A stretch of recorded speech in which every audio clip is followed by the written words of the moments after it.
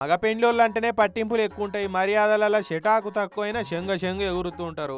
అసొంటిది కర్మానికే ఇక మగ పెండ్లోళ్ళకే పెళ్లిల డిన్నర్ల అన్నం కూరలు తక్కువ పడి తూకుంటారు. ఇదేనా అన్వ్యామి మర్యాదలు? ఇంత కొంచెం పోల్లా కొద్దిగంత బువ్వండి ఎవరి ముక్కులో పెడదాం అనుకున్నారు. మా వాళ్ళకు ఒక్కలంటే ఒక్కరికి బువ్వ దొరకదు. ఓవ్వ వచ్చిన 100 మంది చుట్టాలకు అంటి పెట్టనోళ్ళు మీరో మనుషులా? చోలు గిసొంటోళ్ళతోటి మేము వియ్యమే అందుకోం. మీరొద్దు, మీ సంబంధం వద్దు. మీ పిల్ల మా ఇంటికి వచ్చుడే వద్దని పెళ్లి పిల్లగాని ఇంటి వాళ్ళు మండపంలోకి వెళ్ళి పిల్లగాని తీసుకొని బయటకు వెళ్ళిపోయారు. పాపం ఆడపిల్లోళ్ళకి ఎంత అగులుబుగులు అవుతుంది. పీటల మీద పెళ్లి ఆగిందంటే మళ్ళీ ఆ పిల్లను ఎవరు చేసుకుంటారని రంది ఓ పక్క, పెళ్లి ఎత్తిపోతున్నదని రంది ఇంకో పక్క. బాగా బుగులు పడ్డరు. జర వయసు కూడా గట్టిగానే అయింది. ఎంత సంపాదించినా మగ పెళ్లి ఇన్లే. ఇక ఆఖరికి ఆడపిల్ల తరపు వాళ్ళు గిట్ల సంగతి అయిందని 100 నెంబర్కు ఫోన్ కొట్టి పోలీసు వాళ్ళకి చెప్పారు. ఇక పోలీసు వాళ్ళు 10 నిమిషాలల్లా ఫంక్షన్ హాల్లో వాలిపోయారు. ఇక అచ్చుడచ్చుడుతోటే 2 దిక్కులలో లొల్లిన్నారు. ఏమాయ రాహుల్ చదువుకున్నావు లెక్కున్నావు, నువ్వే అర్థం చేసుకోవాలి. ఇక పోలీసు వాళ్ళే దగ్గరుండి పెళ్లి చేసిరు.